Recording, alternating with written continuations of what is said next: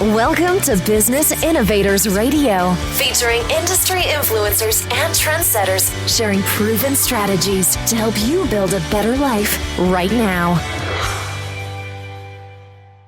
Hello, listeners. This is your host, Constant Taylor, and welcome to the show.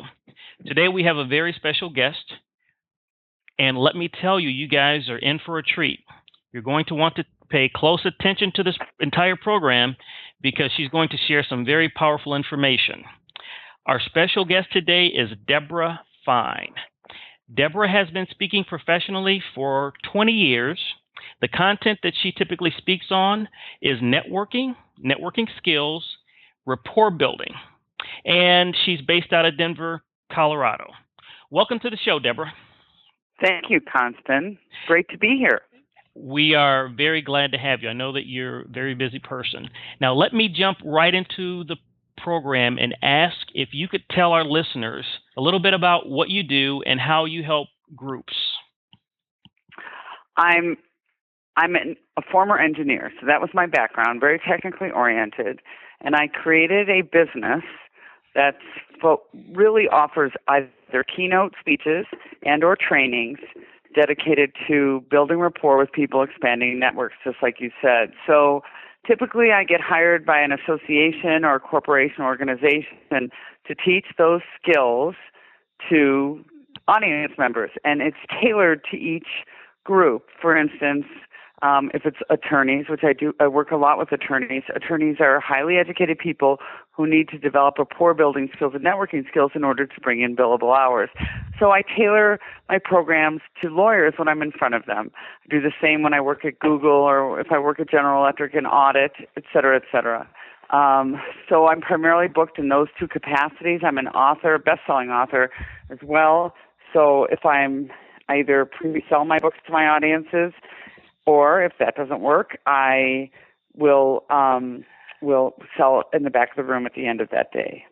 Okay. Could you talk a little bit about one of your best-selling books and the content that's contained in the book? Sure. The Fine Art of Small Talk has been a bestseller with Hyperion, now owned by Hachette Books, for over 10 years. And it covers everything from icebreakers, how do you engage someone in conversation? How do you walk up to someone at a chamber meeting, a Rotary event, any program like that where you're looking around the room and instead of hanging with your buddy and or using the crutch of your spouse or colleague, that you actually turn every meeting or conference into an opportunity for success. Listening skills that help develop rapport with customers and clients and people that you meet at these networking events. A chapter dedicated to conversation killers to avoid, everything from being an FBI agent in conversation to being the monopolizer. Having cover a full chapter on exit lines, Constant. How do you get away from people when they are holding you hostage, telling you the story of their either golf game, cruise, or gifted and talented child or project that they're working on? You just really need to go. But you need to go with grace so that you don't lie, and yet so they can't hold you hostage. So anything you could possibly imagine for a leader who's walking down the hall when he or she wants to interact with stakeholders within the organization. I have a favorite quote, actually, that I share with audiences when it applies, and that is, it's not my quote, it's from Jean Le Carré, the author, and he's a fiction author of all things, but his quote is, a desk is a dangerous place to view the world. And a lot of leaders and emerging leaders and people that will never be leaders because they're in their silos, they're at their desk, and to go to a luncheon, they're just too busy. But the truth is they don't want to go to the luncheon because they don't know anyone there and it's so overwhelming and they don't know what to say, so they'll just sit behind their desk and be busy. Or maybe they're the manager who sits at their desk and eats their lunch. How many people do we know that eat lunch at their desks? They're so busy. Well, everyone is busy, folks, but you won't develop a rapport. You won't build that culture within your organization, a positive culture, unless you take 10 minutes out of your day or 15 minutes out of your week, whatever works for you, in order to build rapport with those people. You block out the time to eat lunch with other people so that you do have that face-to-face interaction, especially in this, Constant, in this high-tech world that we live in, where we're all on our devices, and I include myself. we need face-to-face interaction to really gain rapport and that business relationship, business friendship with people. Wow, that is really your information. You know, we talk to a lot of people and a lot of authors with books, but I'll have to say that your books are up there with probably the top 2 most relevant content subjects out there. I mean, we interact all the time, or we're in situations where we have to interact, we have to network, we have to meet new people, and there's always many times that hesitancy. So providing strategies for that is very, very valuable. Well, thank you for that. And the truth of the matter is obviously shy people and or introverted people, and those are 2 different things, would avoid those scenarios because, nobody that has that kind of DNA wants to meet new people all the time. However, there's people that are extroverts or people that don't have discomfort, but they get so lazy that they don't, because of devices, because of we're sitting at our desks, that have just either lost the art, lost the touch, and or just don't make themselves do it anymore. But you really stand out when you have face-to-face interactions, whether it's a meal, a cup of coffee, going to someone's office, anything along those lines. Well, it's I can't wait to read your book personally. I read probably 2 to 3 books a month, and they're all self-improvement. I don't do a lot of novels or fictions and that, but for me, it's like playing golf. If I don't play golf for a while, I get rusty, and I'm a very good networker. But if I have not been in that scene for a while, I get rusty. So this would be very, very valuable for me to pick this up. Now, one strategy that I'll share, and maybe you can critique. I'd love to hear one. Is when I am going out to network. It's kind of like you're in Denver, and I'm a big skier, and I actually ski race. Now, before you race, you didn't tell me that before this interview started. I know. That's a good piece of information. Now, and before I get ready to race, in my mind, I psych myself up for the race. Now, when I am networking, I do the same thing. If I'm at home or if I'm in the office, before I go to the event, I mentally psych myself up like I'm getting ready for a big race or a big game, and then the intention of actually doing it actually helps me out, as opposed to visualizing myself beforehand, standing in a corner by myself or not knowing what to say. What do you think about that? This is a great tip for people that are listening today.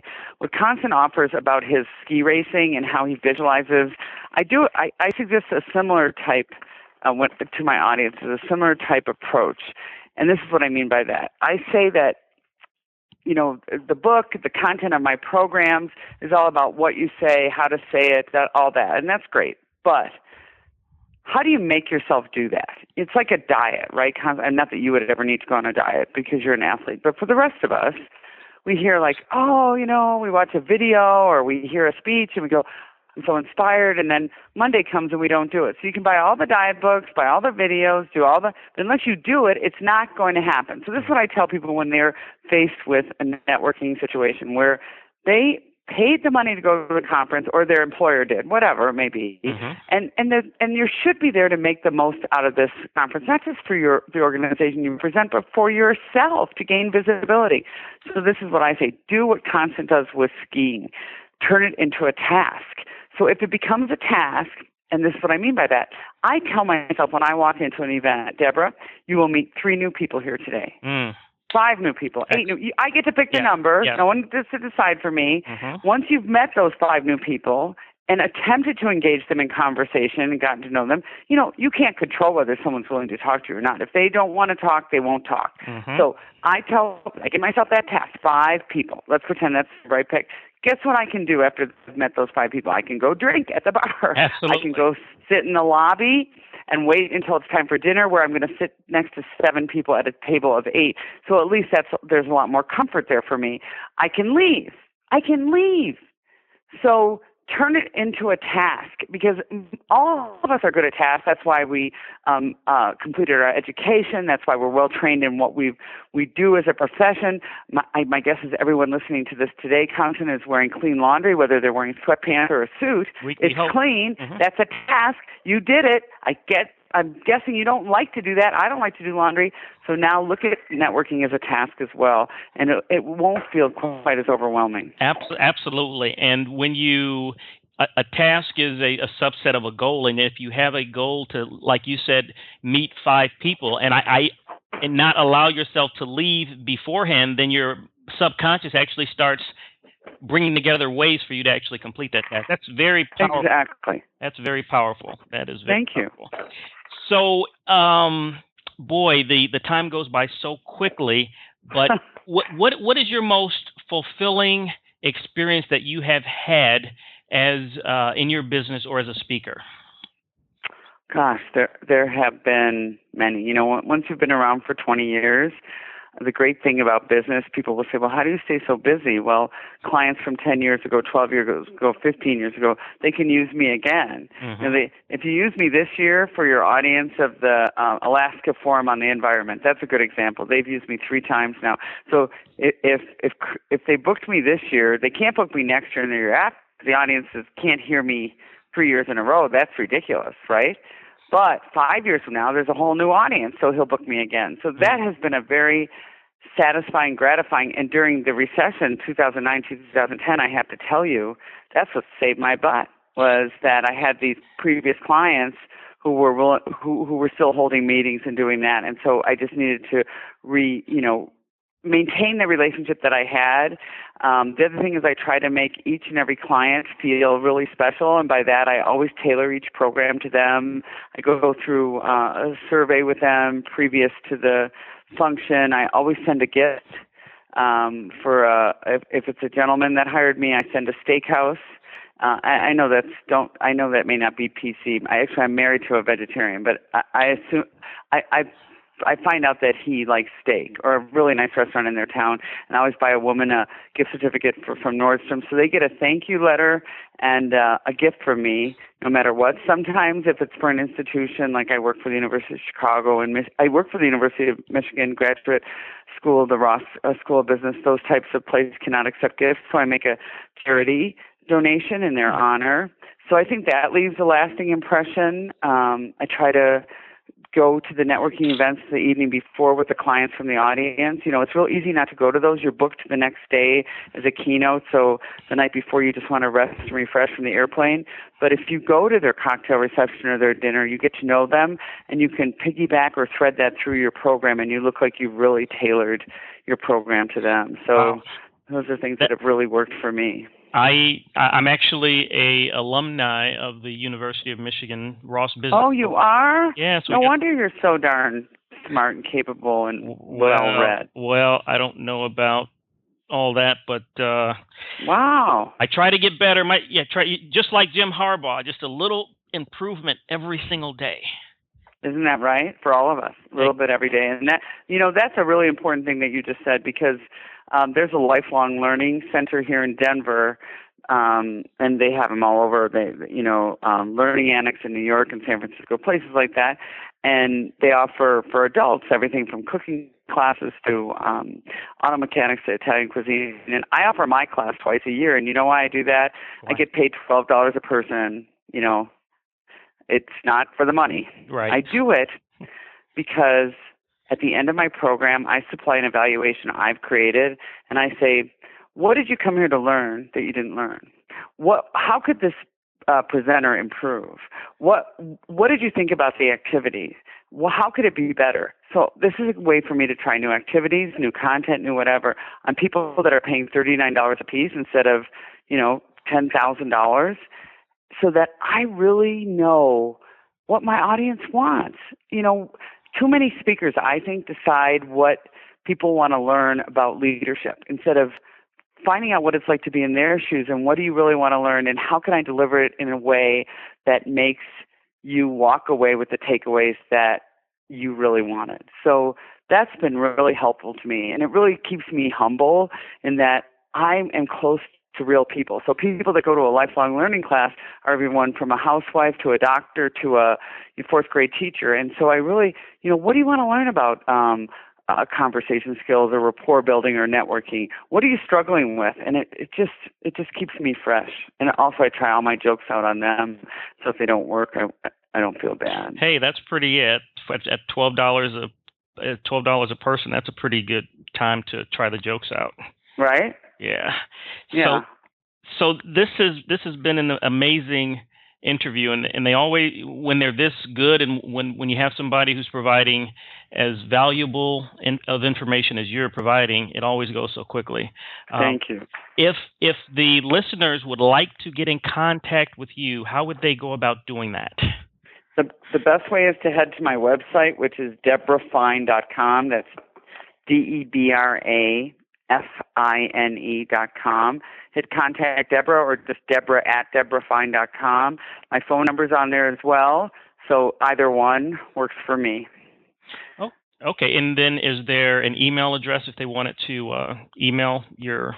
It's Debra, Debra, at DebraFine.com. Okay, great. So, or they can hit contact Debra on the website, whatever's easier for them. Okay, great. Well, Debra, thank you so much for coming on the show. This was fascinating information that you shared with our listeners.